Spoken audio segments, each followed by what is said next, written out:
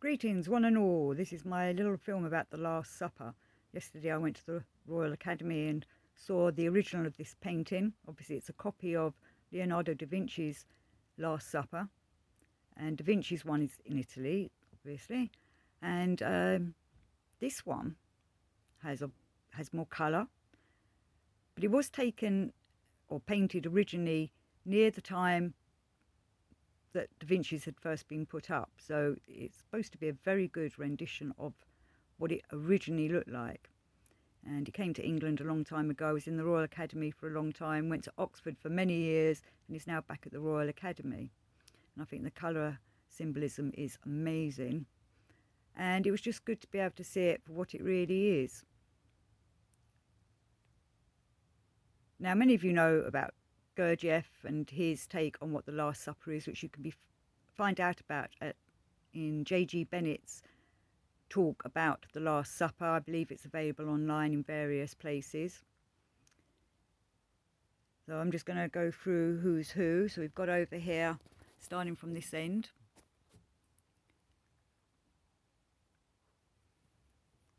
Bartholomew, James, Andrew with his hands up. There's Peter behind Judas. And then this is supposed to be John the Divine, the beloved of the Christ. Many say it's Mary. I think she looks very feminine.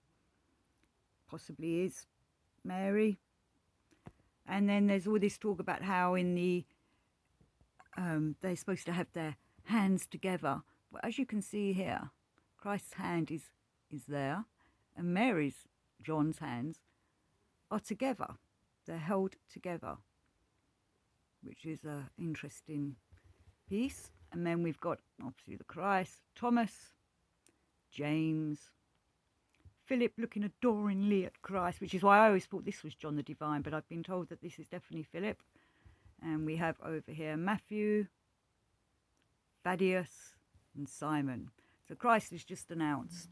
One of you here at this table is going to betray me. So everyone's like, ah, who could it be? Is it you? Is it you? Is it you? And everyone's becoming suspicious of each other. I find it quite, I like, is it Andrew that's here? Andrew's hands are up. It's not me. Not me. And then James has got his hand, you can see, on Peter's shoulders. Now Peter has his hand underneath John the Divine or Mary, whoever you want her to be, him to be. And I think he's given her quite an evil kind of look. But what's very interesting is he's got a knife in his other hand. He's ready to kill. He wants to cut the throat of whoever's going to betray the Christ, who's just there looking a bit solemn. So we've got Judas here with his bag of money in his hand, but if you notice, he's knocked over the salt pot, the salt pot, the salt cellar. And there's other salt cellars on the table. They're all standing upright.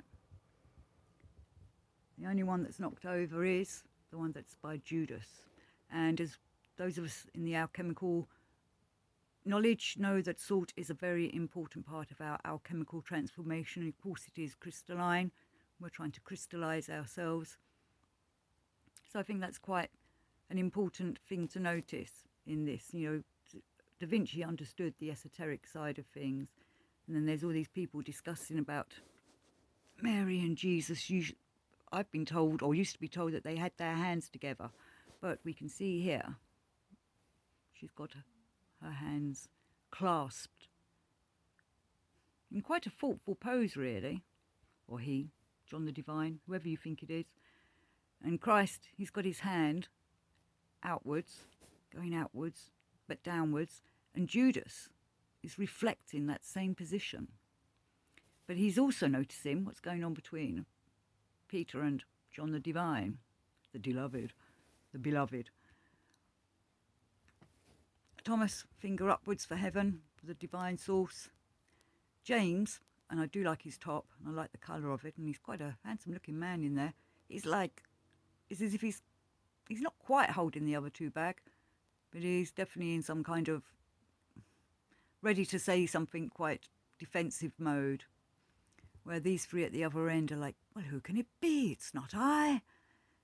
Who can it be? So we have all these people in their different hand positions, which are relevant for those with an esoteric eye to see, to have a look at. And I find it quite interesting that red and green is used a lot in this, the different colour coordinations. The one person that I was with at the academy was rather shocked to see, I wonder if I can zoom in on that, but there's in the plates, oh come on camera, there's meat, and my friend assumed that all the disciples in Christ would be vegetarians. You see there's a little bit of meat on the plate. You've got the bread, of course, and the wine in the glasses. I think the glasses are done just so beautifully. Just let my camera go in there. Another thing that I find interesting is the feet. So we can see both of Christ's feet. But everybody else, we only see one foot. As if they've got one foot heading towards the divine, but Christ has both feet solidly on the divine. Except for maybe Bartholomew. It's hard to see in this picture. He seems to have both his feet out. He's over here at the end. He's got both his feet out. But you need to see that on the original picture maybe. If you're in London, do go and see it. Or, look it up. But another thing I find interesting. Have you noticed that the disciples are all in groups of three? Law of three. Christ doesn't need to be part of the law of three because he's law of one. He's the divine source.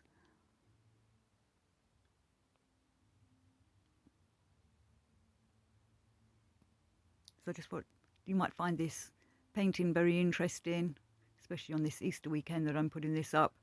Obviously the Last Supper happened yesterday, the day that I've recorded this, but I did go and see this painting on Maundy Thursday. So something for people to chew on, contemplate. It'd be interesting to see what else you might have noticed in this picture, for there is much else to see. For those with eyes to see. And I just remembered someone was saying to me, what's the background like?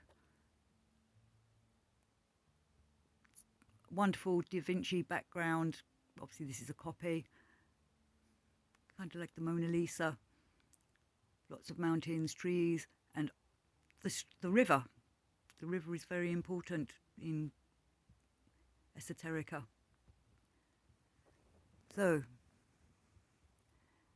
study this picture with your spiritual eyes, as Rudolf Steiner would say.